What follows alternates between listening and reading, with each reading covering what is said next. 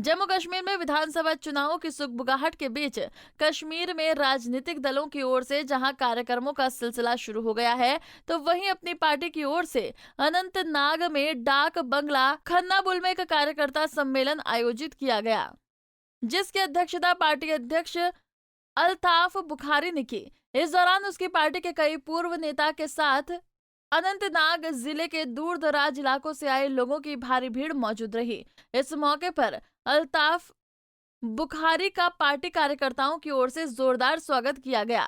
इस मौके पर अल्ताफ बुखारी ने लोगों को संबोधित किया और कई अहम बातें कही। इस दौरान उन्होंने मीडिया से बात करते हुए यहां पीडीपी को आड़े हाथों लिया, तो वहीं कश्मीर की अन्य पार्टियों समेत बीजेपी और कांग्रेस पर भी जमकर निशाना साधा। आपने कहा कि पीडीपी को जमात इस्लामी ने बनाया। नहीं, मैंने कहा पीडीपी को जमात इस्लामी ने 2020 से पीडीपी उनके कंधों पे ही इक़्तिदार तक पहुंची।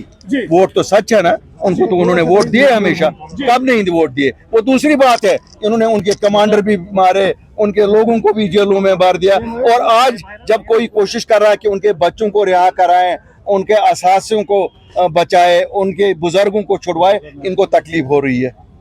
सर, आपने ये भी कहा कि रात के दौरान जो है कुछ लीडर जम्मू कश्मीर से बीजेपी के लिए मिलने के लिए जाते हैं। भाई छोड़ो, अब क्या है ये तो आप कांग्रेस से मिलो, वो भी तो वही है। बीजेपी और कांग्रेस में क्या फर्क है? उन्होंने 370 हटाया, उन्होंने वोट दे दिया साथ मिलके। ये क्या एक को क्या एक इस्लाम है, दूसरा कुफर है? ये तो सब वो है कि चट्टे पट्टे हैं एक ही चीज के। ये मुझे मालूम नहीं यहाँ क्यों एक को पीर बनाया गया, दूसरे को चोर बनाया गया। तो सब एक ही जैसे हैं, हमारे लिए तो एक जैसे हैं। आप दूसरी पार्टियों पे ये इल्जाम लगा रहे हैं कि ये बोल रहे हैं कि 370 के लिए हम कोशिश कर रहे हैं, और आप हर तकरीब में ये कहते हैं कि मैं सच बोलता हूं। मैं आज बोलूंगा, मैं आपको बोलूंगा, याद रख लेना, हमने पहले दिन से कहा था 370 अगर कोई वापस देगा तो सुप्रीम कोर्ट देगा।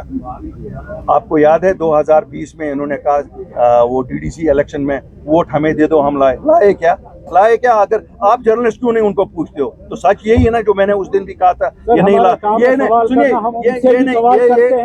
ये कभी नहीं लाएंगे। नंबर 1, आप सवाल कर रहे हो ना, जवाब दे रहा हूँ। नंबर 2, अल्लाह के फजल से सुप्रीम कोर्ट के बिना कोई और नहीं दे सकता, और अल्लाह करे जजों को दिल में रहम आ जाए, वो वही फैसला दे दे जो जम्मू कश्मीर के लोग चाहते हैं। सर, क्या इंजीनियर रशीद रिलीज होगा? इंजीनियर रशीद वो भी एक एमएलए था।